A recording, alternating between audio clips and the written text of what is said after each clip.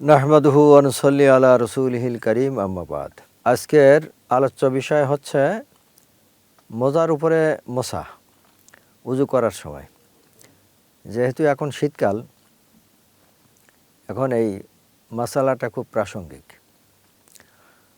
উযু করার সময় পা না ধুয়ে শুধু মোজা পরিহিত থাকলে মোসা এই উম্মতের জন্য, এই উম্মতে মুহাম্মাদের জন্য আল্লাহ তাআলার পক্ষ থেকে একটা বিশেষ নিয়ামত, বিশেষ সুবিধা।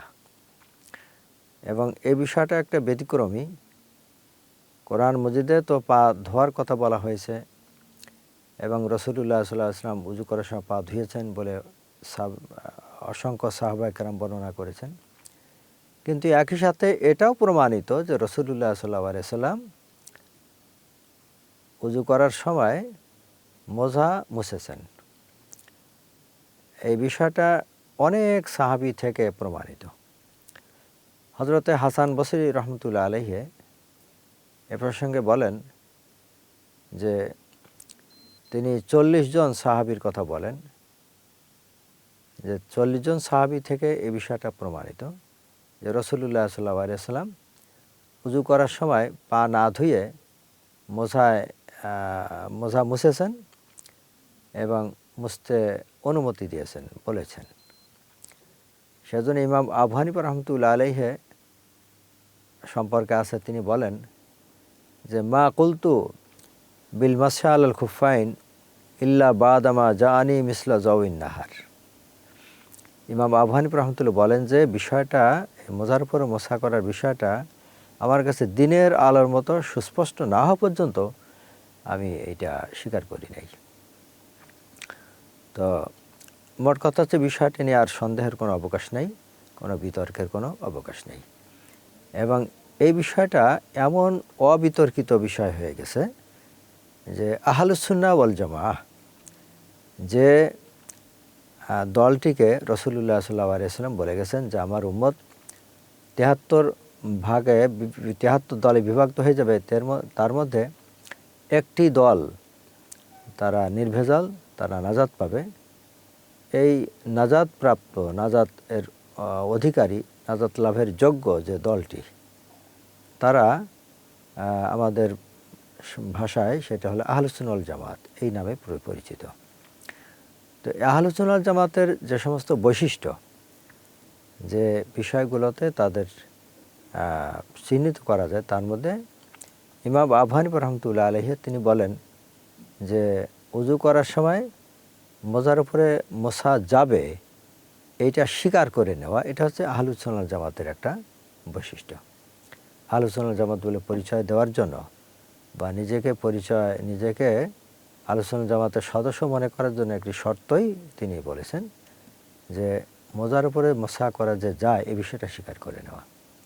তো মোট কথা এই বিষয়টি নিয়ে এখন সন্দেহের কোনো অবকাশ নেই, কোনো বিতর্কের কোনো অবকাশ নেই যে মোজার উপরে মোসা যাবে উযু করার সময়। হ্যাঁ, এখন প্রশ্ন হলো যে কোন ধরনের তহারাতের সময় মোছা যাবে? শুধুমাত্র উযু করার সময়।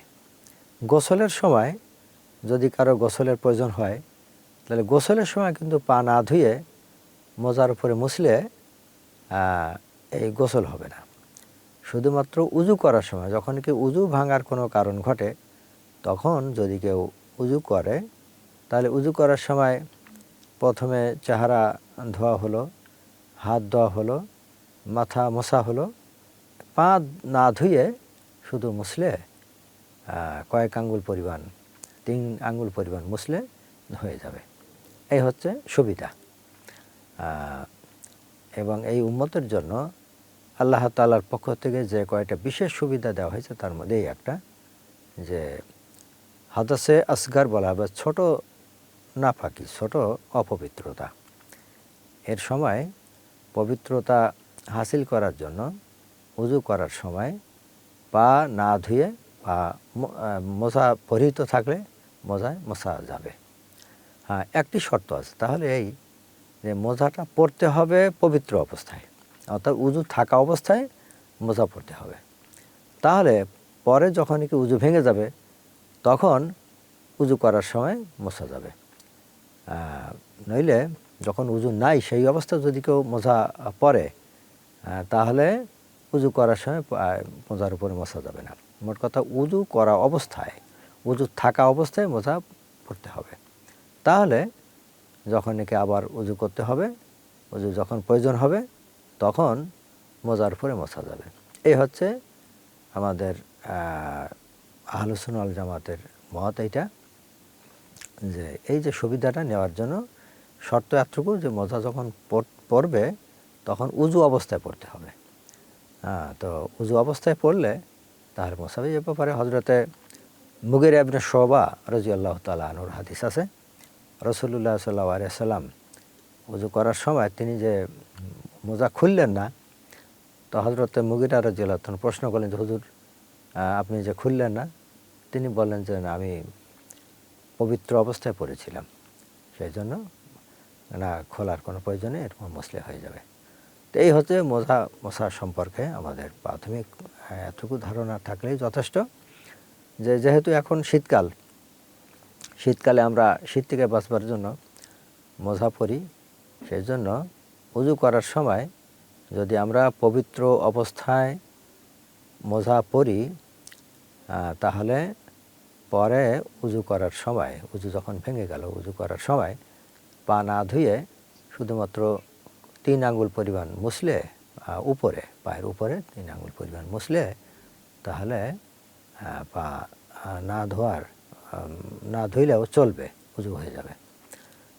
একটা কথা বলে নেই, তাহলে এই মোজাটা যেন টাকনু ঢেকে থাকে এমন মোজা হতে হবে। টাকনুর নিচে যদি থাকে যে মোজাগুলো ছোট ছোট মোজা, তা কিন্তু হবে না। কমপক্ষে টাকনু ঢাকা থাকতে হবে, এর জন্য একটা শর্ত। তো আজকে এ পর্যন্ত। সবাই ভালো থাকুন। শরীয়তের হুকুম পালনে আল্লাহ তাআলা আমাদেরকে তৌফিক দান করুন। আমরা শরীয়তের হুকুম যেমন পালন করব, তেমনি শরীয়তের পক্ষ থেকে যে ছাড় এবং সুবিধা দেওয়া হয়েছে এটার জন্য আল্লাহ তাআলা শুকর আদায় করব। আল্লাহ তাআলা তৌফিক দান করুন। ওয়া আখিরু দাওয়ানা আনিল হামদুলিল্লাহি রাব্বিল আলামিন।